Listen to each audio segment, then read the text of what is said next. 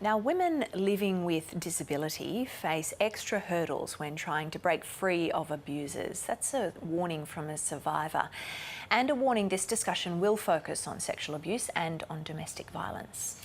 Nicole Lee was 24 when she met her now ex-husband. Shortly after meeting, she fell pregnant and weeks later gave birth. Miss Lee said the abuse began not long after and went on for a decade.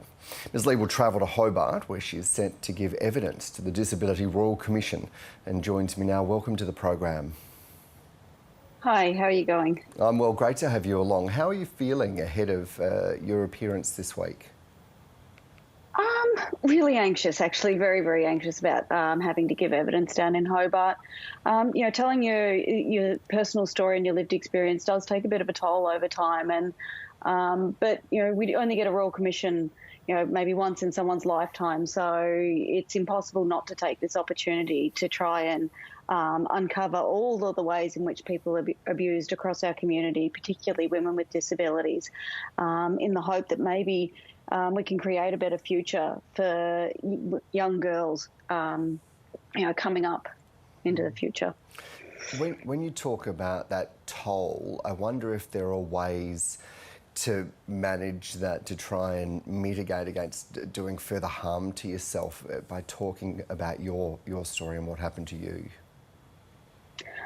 Look, I've done quite a fair bit, and I'm pretty adjusted into support networks and things that I have around me. But it's a matter of being more than just your story and starting to look at what are all the broader issues that your story kind of speaks to, and starting to bring in other voices and encouraging other people to come forward and making space for other people to have that validation within the community and on that larger scale, and to get some sense of justice and peace with their experience. I think for me, being part of all of that is what's really important for me and drives a lot of what I do, so that it's not just about your own individual story, and it's about looking at the research, reading different research and papers that are coming out, so that you can understand where your story fits and start to look at the structures that sit around a person or sat around myself that contributed to that experience of violence as well. So it's kind of like you grow and you learn within your own story, and it becomes a much larger picture, and it becomes a bit less personalised, I guess. You touched on a moment ago about Royal Commissions often coming once in a lifetime to focus a spotlight, a really powerful spotlight on the issues. And I guess what we've seen so far is the horrific, the really harrowing rates of violence that women living with disability face. So it seems like an obvious question, or an obvious answer at least, but why is it so important to hold these hearings and to have these situations and circumstances aired? Well, we need to bring light to our experiences for a lot of us, and myself included. I spent a lot of years being very voiceless.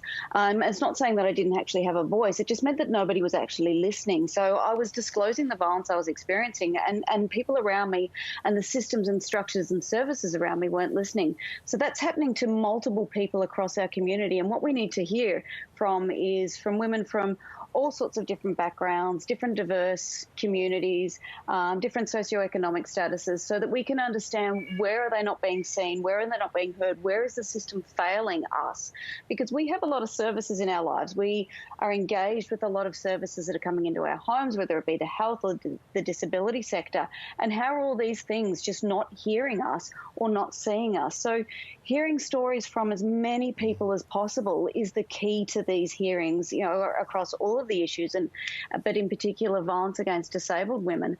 We're so often placed in such a passive position in our lives across the course of our lifetimes that we get to an adult position where we no longer speak up because nobody is listening to us anyway. So in effect, we're sort of saying that we had a voice, and to start listening to us, and to start looking for the women who have lost that voice, who have lost that sense of no one's going to listen to me anyway, so there's no point in speaking. So the more people we can hear from, the more people we can reach out to, and the more somebody will actually connect their own personal experience with something that they've heard, and will realise that what they are experiencing actually is violence. It always was, and they knew it deep down, but now maybe this might give them that motivation to then also speak up themselves.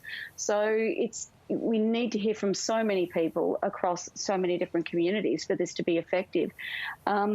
And, especially with all the changes that we've got coming with the NDIS as well, it's really important that we continue to highlight the reasons why we need to protect the NDIS right now, especially with this week coming up with budget and everything and potential changes of government. It's so critical that the NDIS and its integrity of what it was first intended to be is retained and maintained, because that is the structure that will, if done properly, is what will give us freedom from these environments, freedom from these living conditions, whether it be in an intimate partner home or in a care facility or in a carer or organisational abusive relationship.